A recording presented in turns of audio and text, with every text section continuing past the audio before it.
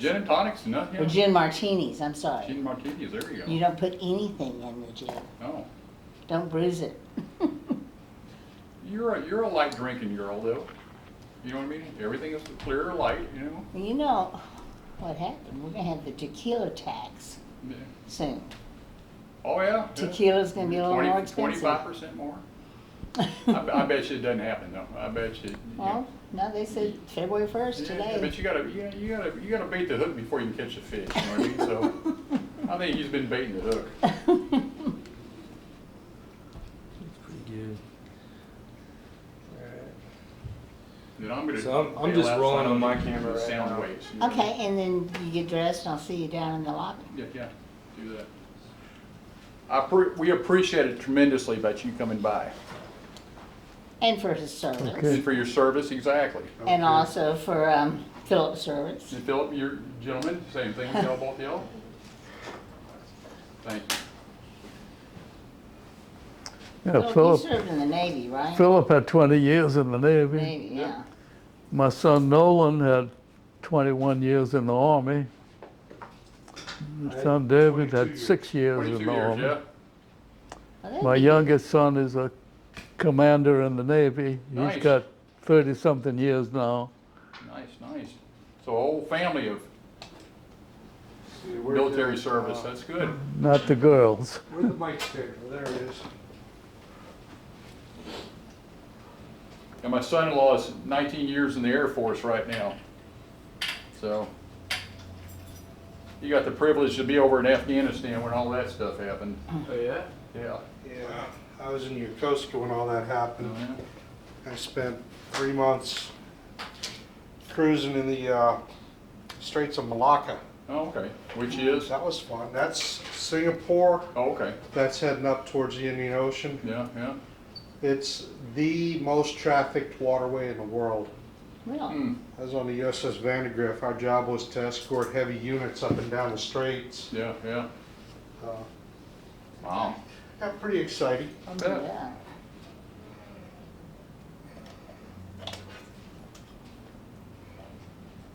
You didn't expect all this, He did just you? got over there, but he I just kind flew of the A-10 anticipated working it on after I spoke with you. Yeah, so Yeah. he said, you know, And of He course, asked me I one wouldn't have time, brought mics. when I was down here, I he was said, just learning how to "George, use you that wanna go video bomber camera. range?" I said, "Yeah, I'll go see the bomber range. I want to see this thing work." You No, know? I really Yeah, appreciate you doing this. Well, I I think mean, this that will was be quality intense. work. Yeah. He said, yeah, because that thing, at the max, that thing did about 350, you know what I'm saying? So everybody else is screaming by, and he said, I'm the one being, everything was shot. You know? Yeah. Oh. Yeah. Sorry, I'm not that multitasking. No, that's cool. Go. You do it. Yeah. I'm gonna get out of your way. No, you're not. This is it's what do we actually just call this here?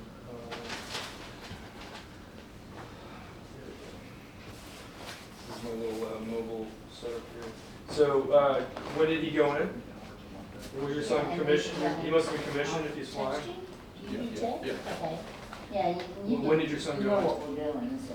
19 years ago, or 19 plus, because Okay. they don't start the counting until they get their wings.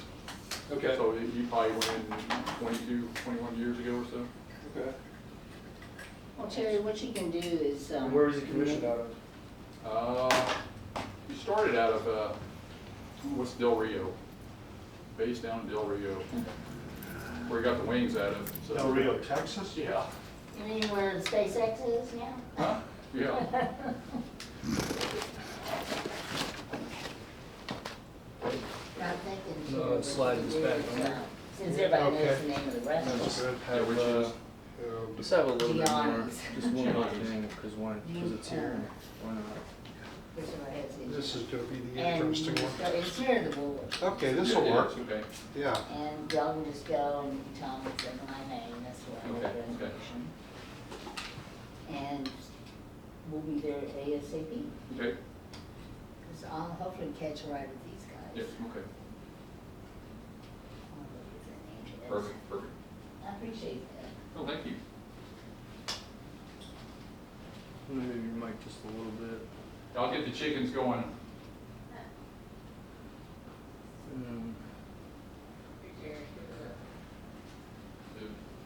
And Jen should. You need to take a picture of it? or Yeah, you- take it. Gianni's, Okay, that's your copy. all right, thank you, thank you.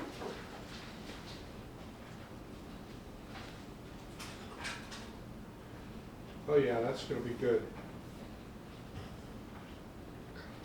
Cool. I am just recording now. And we will.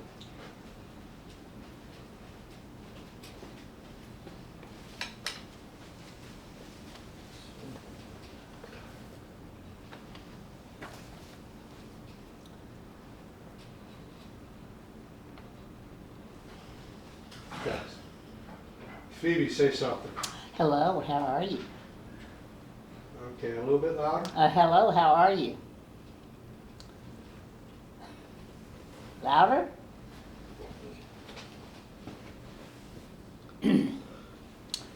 Hello, how are you?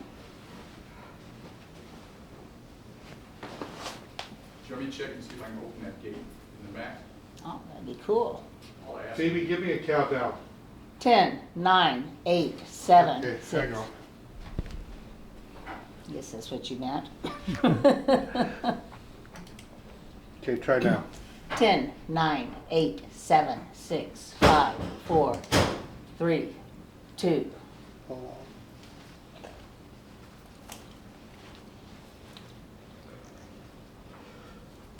Okay, do it again. 10, 9, 8, 7, 6, 5, 4, 3, 2.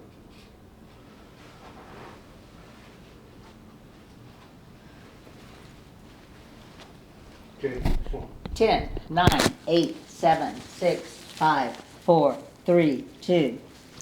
Can I put this on? Oh, that's okay. There, is that all right? Sure. Is that comfortable? Sure. 10. That's okay. Yeah, No, so just talk. Okay. Oh, shit, no wonder. Okay, that's input.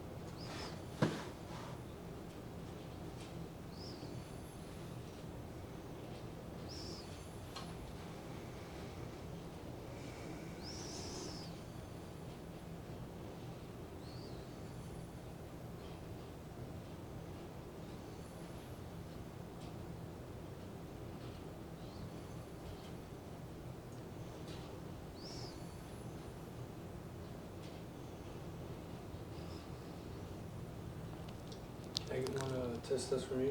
10, 9, 8, 7, 6. Cool. We're good on sound on my end, Uncle Phil, just so you know. Test. 10, 9, 8, 7, 6. Okay, that's good. Now that's the video camera, right? Video. Oh my gosh. I'm glad I didn't wag mine down. I wanna see your frame on this so I can match it, maybe. Oh, okay. So you want the frame look like that on Grandpa? Yeah. Okay. Yeah, most on him. You don't need to capture me. Let's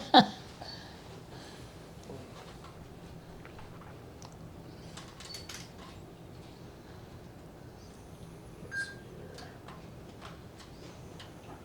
here. Okay, let me see your frame. I'm like reframing. I want to get Go that. tighter. Go tighter. Okay. Just tighten that. You have such experienced sons and grandsons. Not like that. Go up. Phil, Oh, Philip has a master's degree in filmmaking. I know. I don't know what I was thinking. Well, I knew that Yeah, Sam that's takes good. really good pictures. Yeah. okay. And I just happened to be talking to Philip, and he says, well, I'm a videographer. What do you get your aperture? Huh? What's your aperture? I've got mine on auto. Auto aperture. I think I should go a little bit higher on my tripod. Yeah. Actually, I'll just zoom out a bit. There we go. You can crop in. Are you shooting 4K? Huh? You shooting 4K? Yeah, Okay. They're speaking Greek to You me. crop in on that. Right? that's good right there. All right, cool. Okay, you running? I'm That running. martini will be good Okay, after all this. speed. A little tequila's gonna be real good. All right. Hewlin Robert oral history.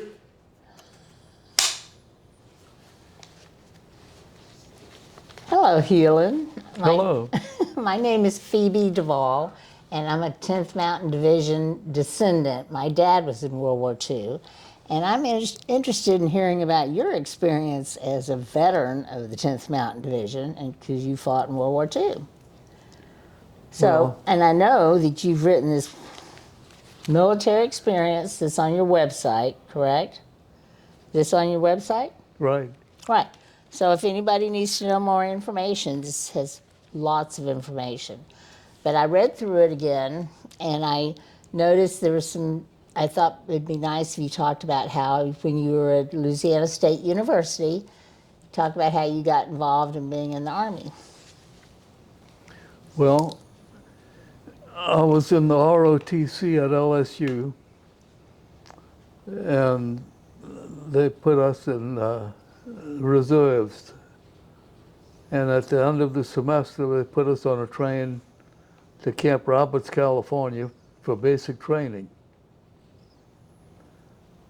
And from there, after basic training, I ended up in Camp Hale, Colorado. There were about 8 of us from LSU who went there. And there was some guys from the University of Oregon had been sent to Camp Hale, just like us. And they wrote to their commandant of cadets at Oregon, and he twisted some arms or something, and they got to go back to Oregon to finish their schooling. So we wrote to the commandant of cadets at LSU. He writes a letter back, says, "Sorry, boys, you're in the Army now." And next thing I know, I'm up to my ass in snow at Camp Hale, Colorado. It's a little different than being in Louisiana, wasn't it? Quite Except for last different. week. Well, when you, and then would you like to talk about how you ended up, I guess at Hampton Roads? And And Yes. where? well, how you got from the United States to Italy, On a boat. right? But wasn't it a converted It cruise was, ship? yeah, it was to Argentina. And it was like a 10,000 ton trip, boat. And there was a USO troop on the ship with us. And they put on a show for us. The food was terrible. We only had 2 meals a day, and it wasn't very good. And where did you land? We landed in the day before Christmas, 1944, in Naples, Italy. Okay. And then what did you do once you were in Italy? Well, they put us in a compound about a few miles out of town. And my buddy Charles and I decided that we wanted to see Naples. And our company had guard duty, so we had no trouble getting out. So we hopped the train and went into Naples. Everything was blacked out. Each street has off limits, off limits, off limits. And finally at one street we saw a door open. So we headed for it and we got there, and there were 2 British soldiers trying to get in this place, and they wouldn't let them in, but they let us in. And it was crowded with people, and there was a huge grill with chicken cooking on it. And we decided we weren't hungry, so we left. Caught the train back. Guard duty had changed. Our company wasn't on guard duty anymore. So we walked around the fence until we found a hole and got back in through the hole. That was good. And that's what I saw of Naples. Okay. The next day they put us on an Italian boat and took us from Naples to Lugano, Leghorn. And then we went out, we would just camp, put up our pup tents in a field, and we were training all day, waiting for the rest of the division to get to Italy. And one night, a couple of guys and I decided we wanted to see the Pisa. So it was about 5 or 6 miles into Pisa, so we took off walking. Got to see the Leaning Tower of Pisa by the moonlight, Oh, nice. but everything was blacked out. Once in a while, you'd see a door open and somebody go in or out very quickly. Then the door would close again. I was interested in reading how you became a communications expert, or that was your duty. Well, I got into the communication squad at Camp Hale, and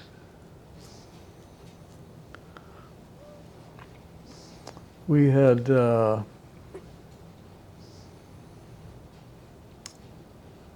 radios and telephones.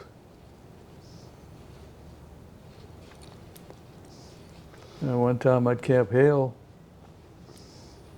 these radios were supposed to be good for about 20 miles, and that was it. But every once in a while, they were good for a lot further. And we were out at Camp Hale. We were out in the mountains training, and somehow I got on with this airplane going to land into Denver. And the guy says, 10,000 feet, gliding. So I pressed my button, I said, 10,000 feet, walking. That was a good story. And then apparently you interacted quite a lot with Captain Dole. Captain Dole was our company commander. Right. And I read he worked with you also over there in Italy. Well, when Bob Dole spoke at the museum here, I asked him if Frederick Dole was any relation. Oh. And it took him about 10 minutes to say no, he wasn't. Oh, so it wasn't the same Dole? Yeah. Oh, it was. Okay. They were both Dole, Right. but they were no relations. It Oh, okay. took him 10 minutes to explain. I see. Okay. And then I understand that you also climbed Riva Ridge. Yes, but K Company was in reserve the night we took Riva Ridge. And the next morning we went up to Riva Ridge. Okay. And then where did you go after that? After that, we kept moving. These were the Apennine Mountains. And we ended up attacking Mount della Terracia. And that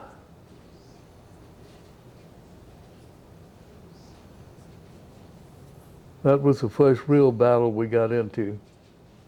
I remember Captain Dole sent me back with a message for his second in command. And afterwards, I was running back, trying to catch up in this field, and the artillery shells were going all around. And I saw a hole, and I jumped in.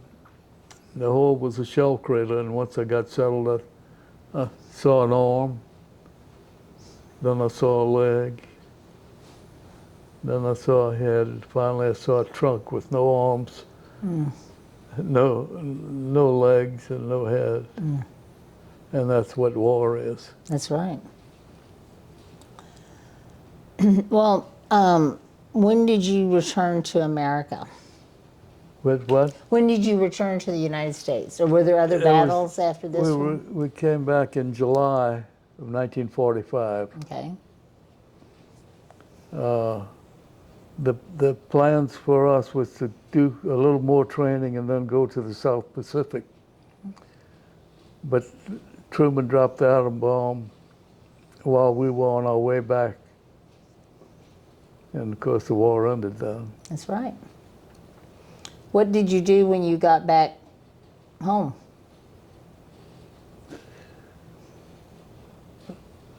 The one thing I really missed in Italy was milk. And when we were going through the Po Valley, people were really nice. They were giving us food and everything. And I saw one guy giving out milk, and I went running up, but his bucket was empty. He saw how disappointed I was. He said, "Wait, I'll milk the cow." So he milked the cow, and I filled my canteen with milk, Fresh milk. fresh milk.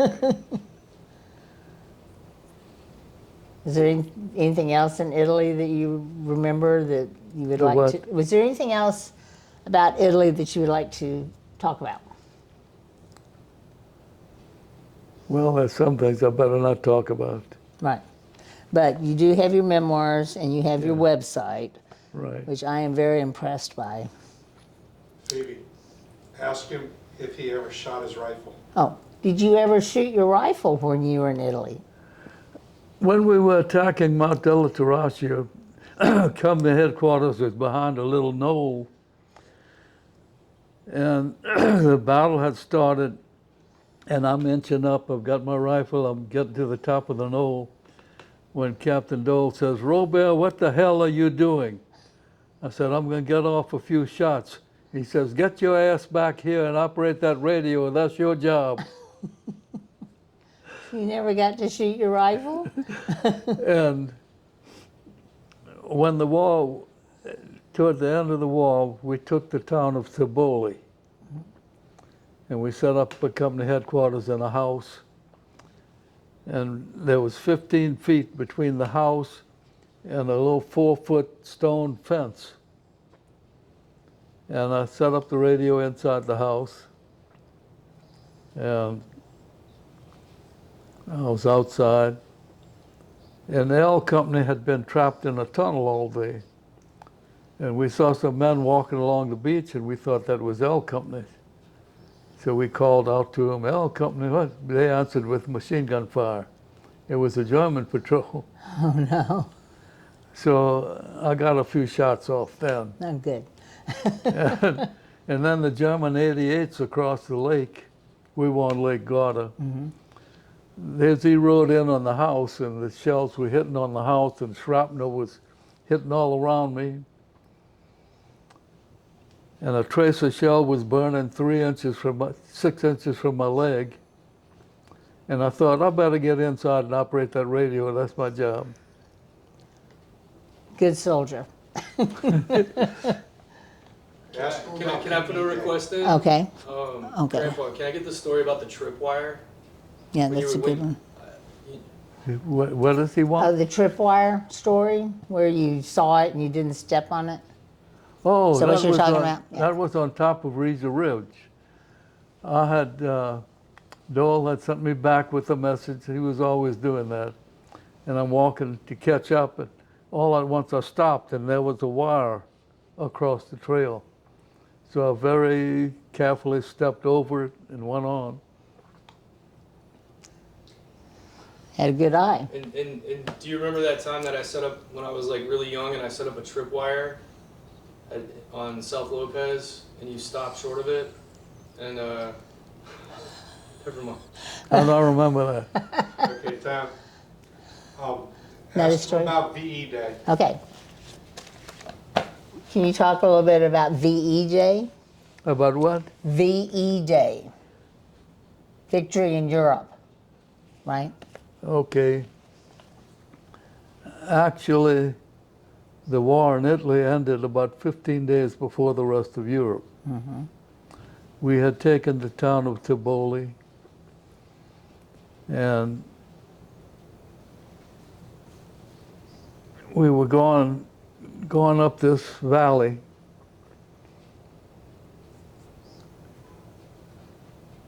And we kept going, and it got to be night. No, no, wait. The Germans had surrendered to us in Italy. So we were going up this valley to get to the border with Austria and Switzerland. And it got to be night and we were still going.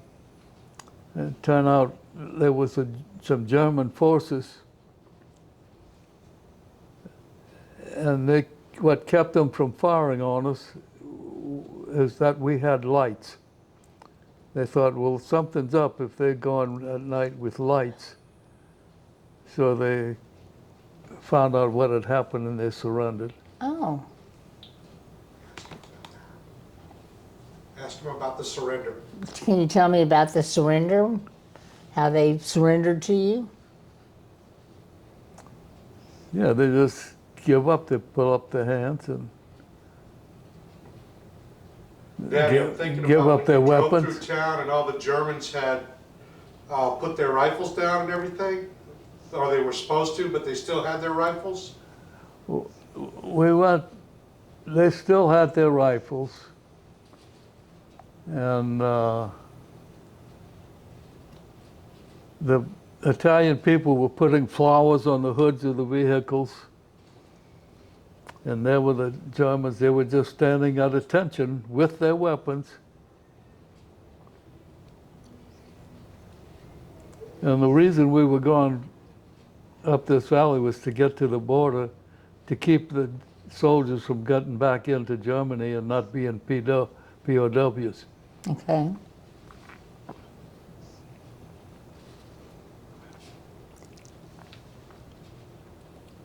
Was it shortly after that that you returned to the United States?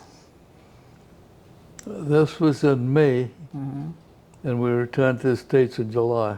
Okay.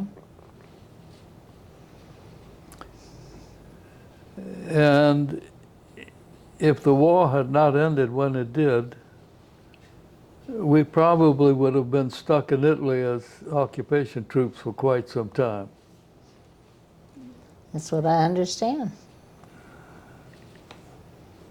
Well, I really thank you for your service, and I'm so glad that we got to hear your story. And as I said, I think you've done a fabulous job with the help of your sons and grandsons putting together a website. Well, to tell the truth, I really didn't like the Army. I was tickled to death to get out. And when they asked did I want to be in the reserve, I said, hell no. Well, what did you do when you came back? I went back to school. Oh, okay. There was the GI Bill, and I went back to school and got my degree. What did you get your degree in? Accounting. That's a good thing to do. But you still love outdoor activities. You've done so many canoe trips and adventure projects or adventure trips. Yes, when I got back into civilian life, I went hunting a couple of times and decided I didn't like that. When I realized I could get in the outdoors without hunting, I quit hunting. Right.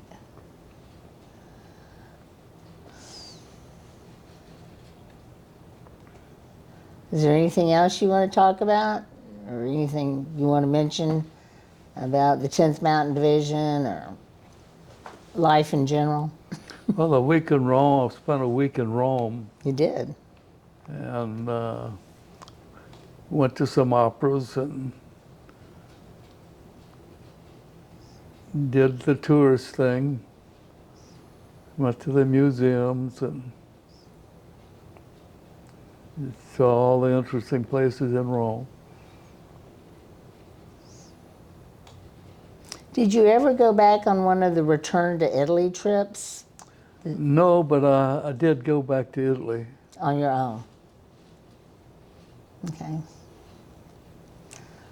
Well, as I said, thank you for your service and thank you for spending time with us to talk about your experience in the 10th Mountain Division. Well, you're welcome. Okay. The website has a lot more. about it. Your website has a lot of information. And it's HewlinRobert.com. .com. So if anybody wants to look it up, it's wonderful reading. Cut. Oh, yay. Thank you. I'm not an interview person. That was great. Oh, did I do okay? Yeah. Grandpa, I'm just curious, do you remember something different about yourself before war and after war? Wait, what? Do you remember, how did war change you, going to war? Well, I don't know. Shit.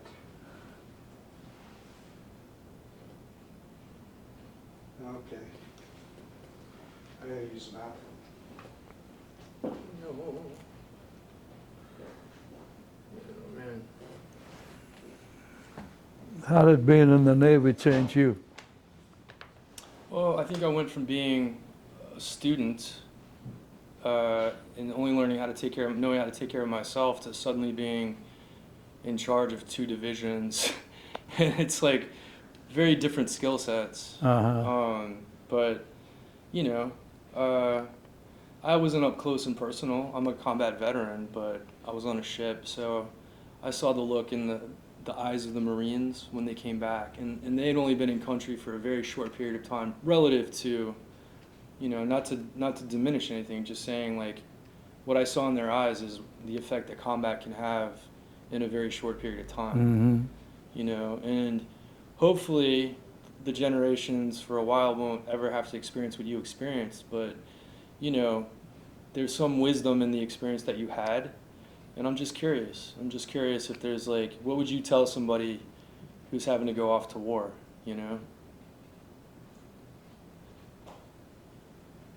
What would be your message to them? War is no fun. Avoid it if you can. Amen to that. Well, I'm gonna take your mic. Oh, okay. Sure. Thanks, Grandpa. I love you. I'm gonna give you a hug. Okay. Yeah, thank you. Ma'am? You're not thinking of enlisting, are you? Oh, I'm a combat veteran, OIF, OEF. What were you not? I was an officer in the Navy. Yeah. I was there